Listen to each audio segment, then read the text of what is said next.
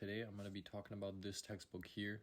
I'm going to give my kind of study guide, maybe a little bit of a introduction to the E&M portion of this book. So we got Physics for Scientists and Engineers. These are the authors here. I'm boys with them, so I have the online version of the textbook. We got Raymond A. Surway and John W. Jowett, the 10th edition, yeah. Cool. So I want to show you guys here the portions of the textbook. This video is going to be about this part for electricity and magnetism, and we're going to start off with the electric field, chapter 22.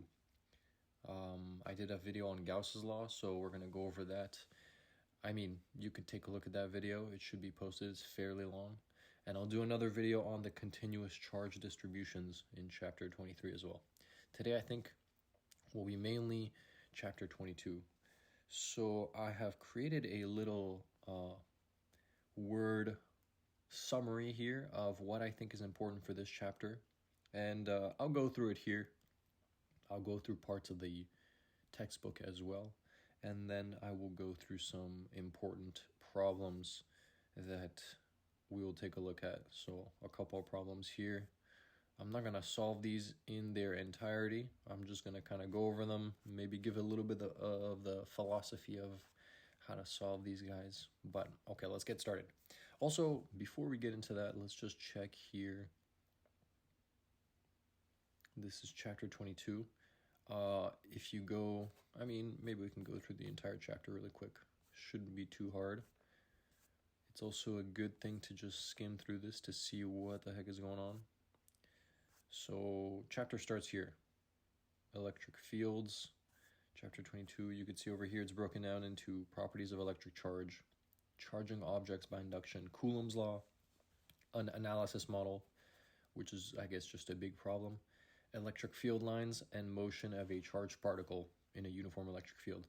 So this stuff here you can read. It's kind of a cool little introduction to the topic. If you have never heard of this before, it leads into properties of electric charge. This is kind of the first sort of thing that you learn about. Some induction, some stuff that we've known about for several years. Right here's the induction. We can go over this later if you guys want. But I'm just going through the book to see, well, to get a big view of the chapter, make it a bit less daunting. This is Coulomb's law, the main thing that I'm going to introduce because it is the main thing that you will use to solve problems. It looks like this. They break down some constant, Coulomb's constant here, this permittivity of free space constant, the electric charge. We got the man, the myth, the legend himself, Charles Coulomb.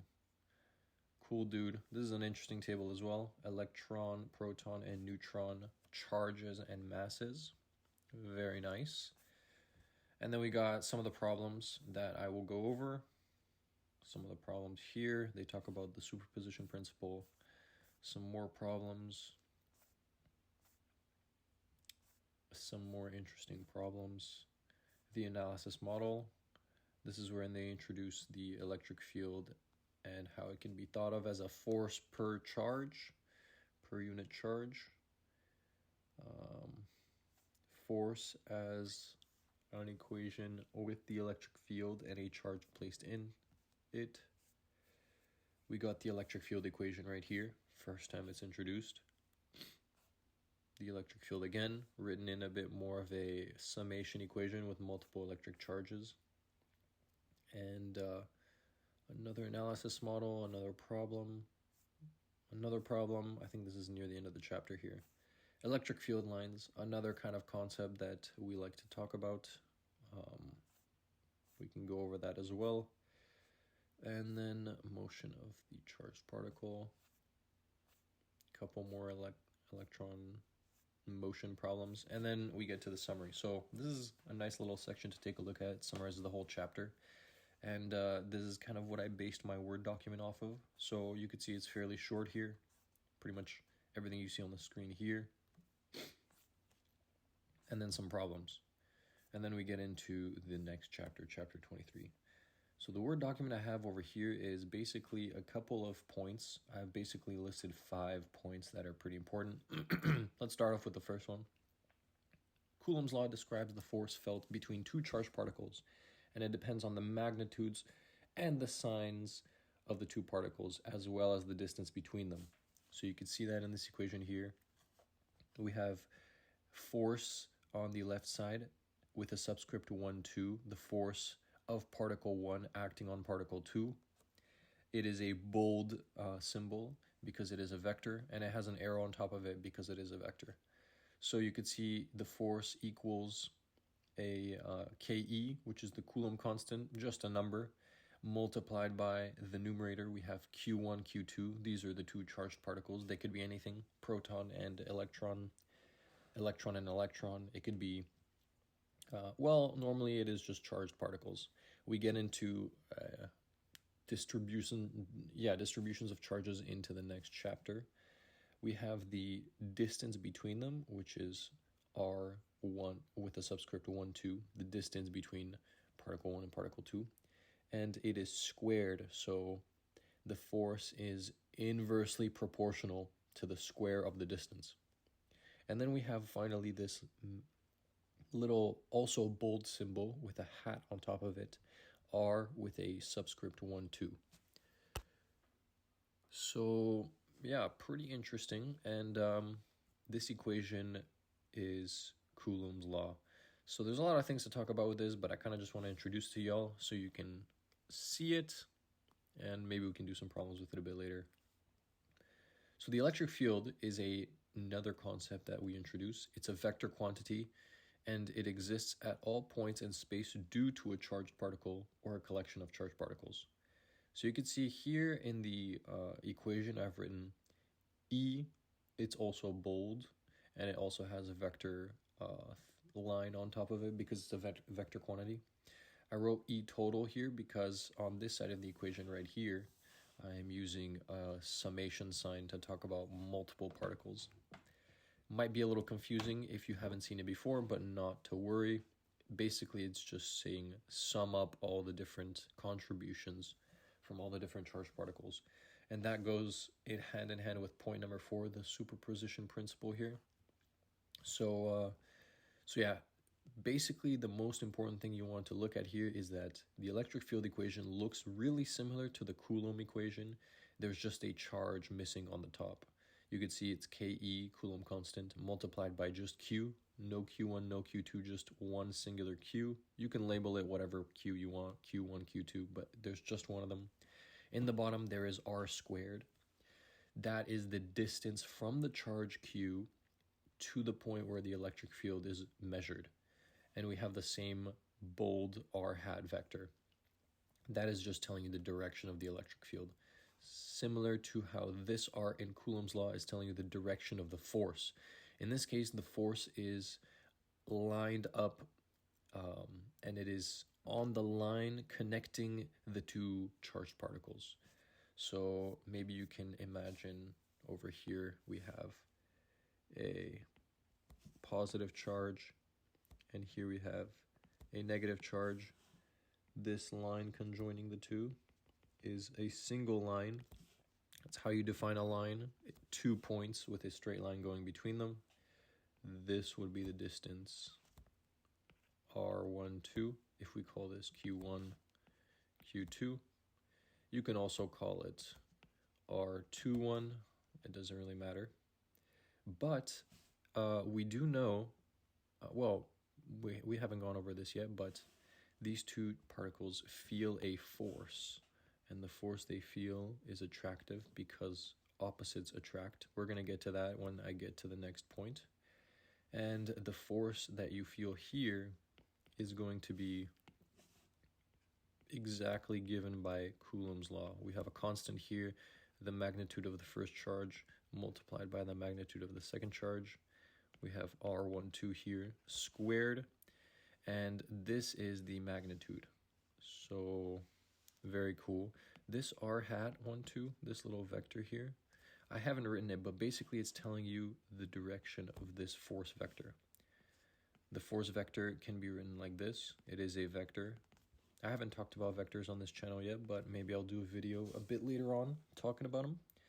So we have an angle, we have the magnitude here, which is given directly by this force, and this angle here is given by the direction of this r hat vector.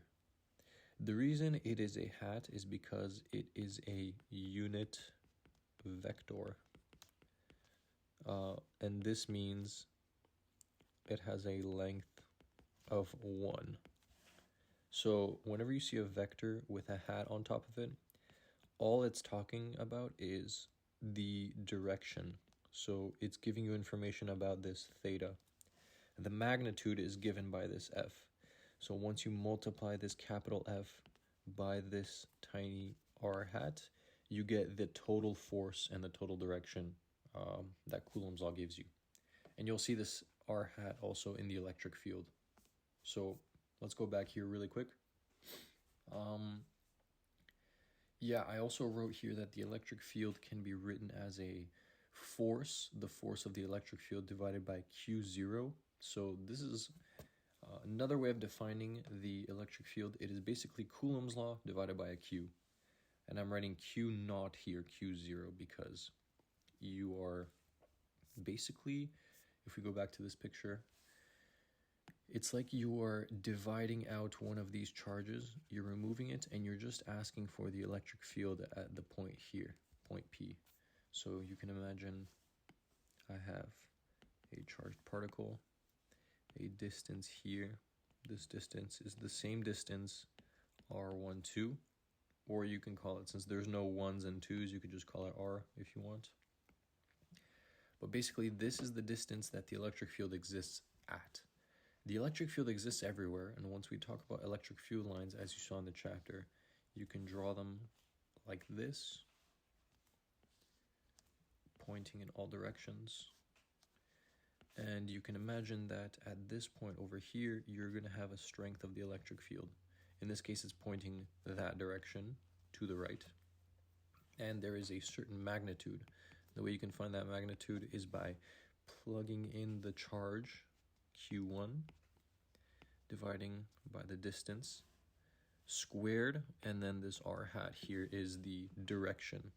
You can think about r hat as a vector right at this point over here. It is unit length, so its length is 1, its magnitude is 1, and its direction is pointing in the same direction as the electric field. Theta equals direction of the electric field. I don't know if that made sense here. Probably my notation is not too great. But the reason you can see this as being a force, Coulomb force, divided by some Q naught, is because if you imagine the electric field, which I've drawn over here with these lines, it creates a force on an imaginary charged particle here, Q naught, this Q naught here. And if you take Coulomb's law, which is the force that you feel between these two, as I drew it up here, Coulomb's law like this, and you just divide that equation by this field charge, you divide it out and say it doesn't exist, then you can just find the force per charge at this location here. And you can do that for any location. I can take a test charge, let's call it Q0, and place it anywhere. I can place it here, here, here, here. I can place it right next to it. I can place it all the way over here. And I can find the electric field due to all of these. And I will get something like this. A force, and I divide out the test charge that I have, because what I'm looking for is not a force between the two particles. I'm just looking for the strength of the electric field if I were to place a charge there. So I hope that makes sense a little bit.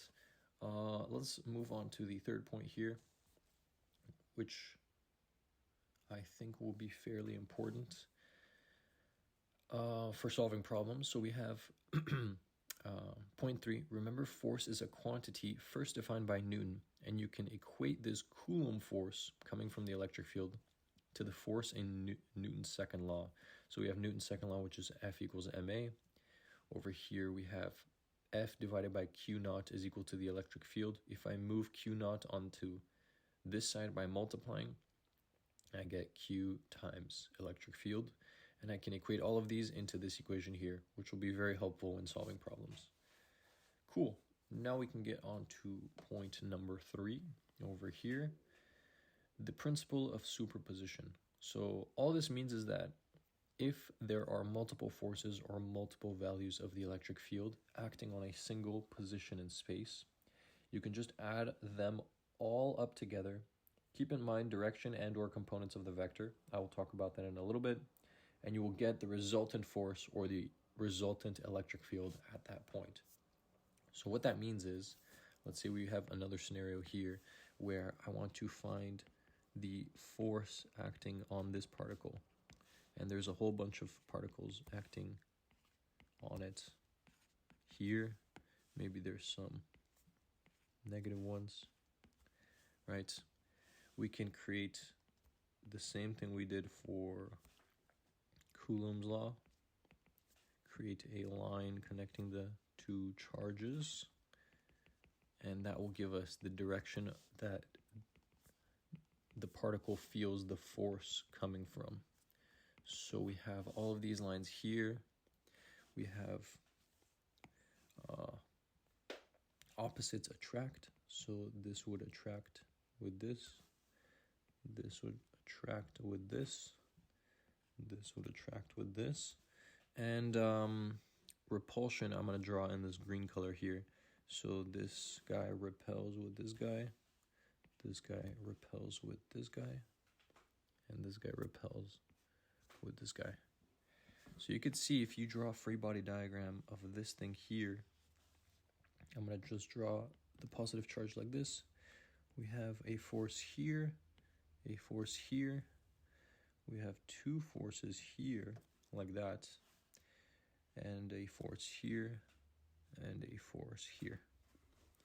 So you can find the total force of this by just taking, let's say this was F1, 2, 3, 4.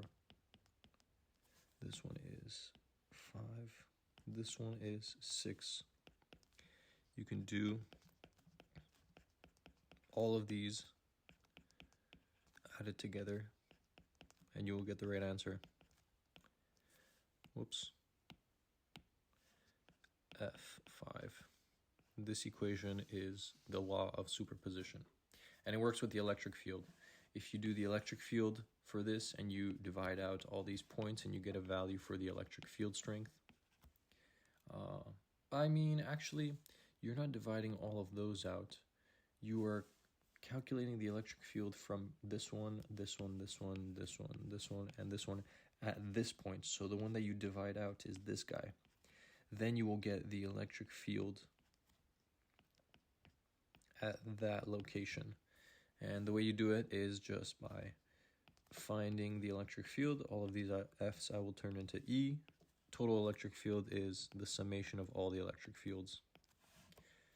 All right. And that is the law of superposition. Sometimes you see it written with this summation sign here. Not too important. It's just good to know the idea. And then I'm going to end off here with some little things to remember. These are just the first things you read in the chapter about electric charge. So electric charge comes in two flavors, positive and negative. There are neutral as well, like neutrons, but in electrostatics or E&M classes, normally you don't talk about neutral charges. So the reason these are important and why they exist is because opposite electric charges attract and likes repel. That is how I was able to draw these vector lines here, here, these ones here as well, these ones, just because I know that like charges attract, like charges repel, positives and positives repel, positives and negatives attract. And that's pretty standard across the board. Another important point is electric charge is quantized. So what this means is you can't break apart electric charge beyond a certain point. So it's kind of like the smallest Lego piece. The smallest Lego piece in the analogy of the electric charge is the electron. So this has the smallest possible electric charge. It is negative 1.602 times 10 to the negative 19 coulombs. The electron cannot be broken down any further in terms of its charge. And I put 4 now here because as you get into like more deep physics, you can see that the electron is actually composed of little things. But in the real world, most of the time we don't care about that stuff. If you work with the electron and the proton, by the way, the proton has the same charge as the electron, just positive, and you can't break that guy down anymore either, unless again you get into like more advanced physics, but you cannot break that down. So electric charge is quantized, and the final point, electric charge is conserved, meaning if you have 4 electrons in some jar, they're not just gonna disappear and go somewhere. They're not gonna like annihilate each other, unless you get into more advanced physics. But what it means by conserved is if you have a certain amount of electrons or protons or charge in a certain area, it will stay there unless it flows out of that or more charge flows into it. So that's what we mean by conserved. It's like energy. Energy is conserved. Flowing of water in a river is conserved. You're not going to have the water just magically disappear. If you see a river upstream has more water or more current than the river downstream, you can kind of assume some of the water is disappearing somewhere, like going off into another river, or there's some rocks slowing down the speed of the water. Anyway, we're going to get into the next part, which is examples of problems that I like to go over. So these are in the book, and they are solved in the book. So if you want to take a look at that, take a look at the book. Should be found somewhere online if you have it, but you can also just look at the problem here and work from it. So the first one is the first example, the hydrogen atom.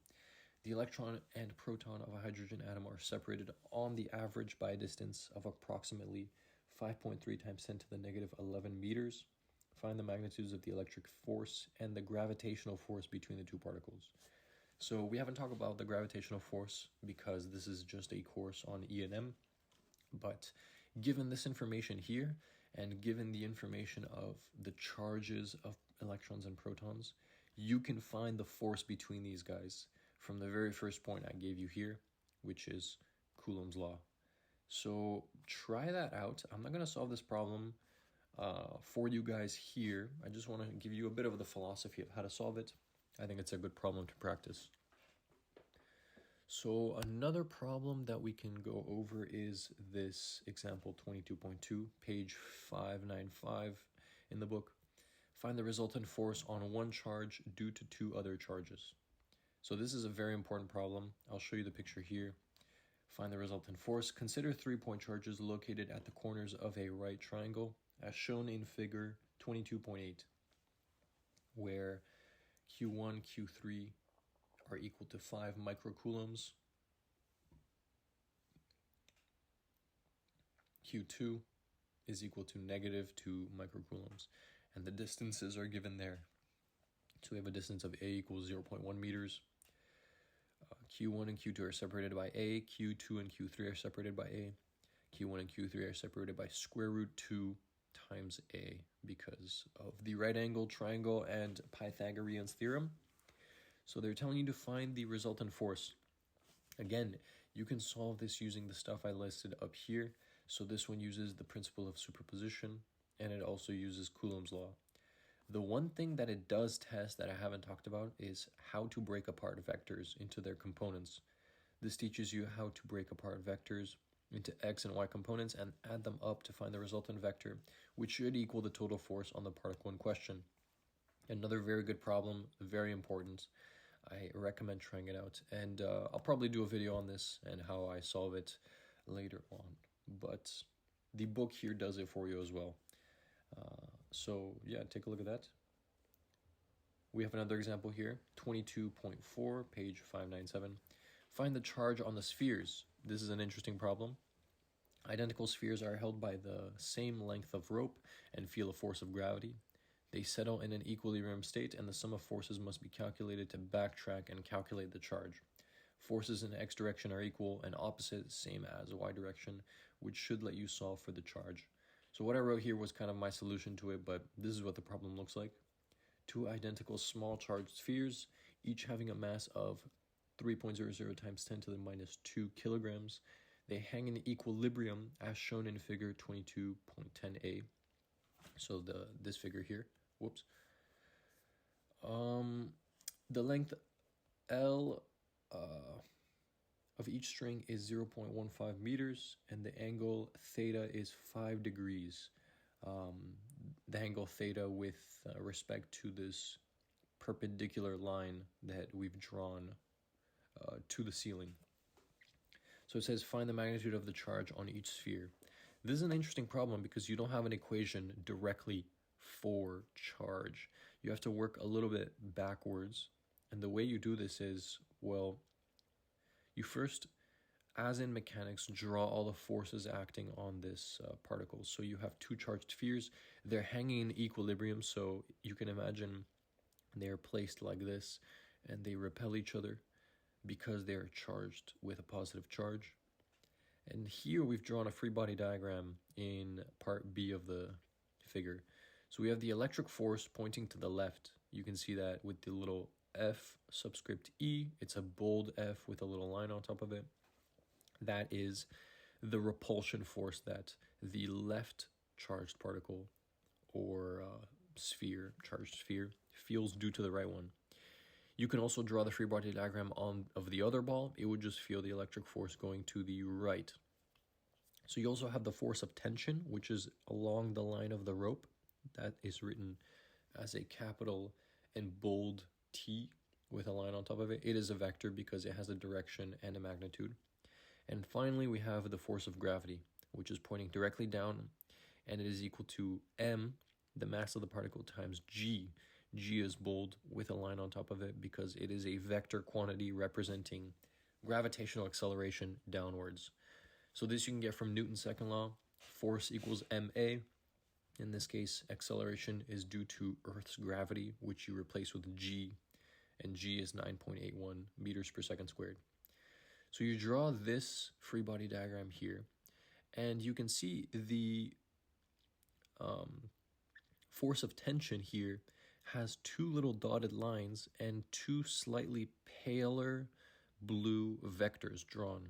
So the one pointing vertically is t cosine theta. You guys can see that there. The other one pointing horizontally to the right is t sine theta. This is a way of breaking down a vector into its components.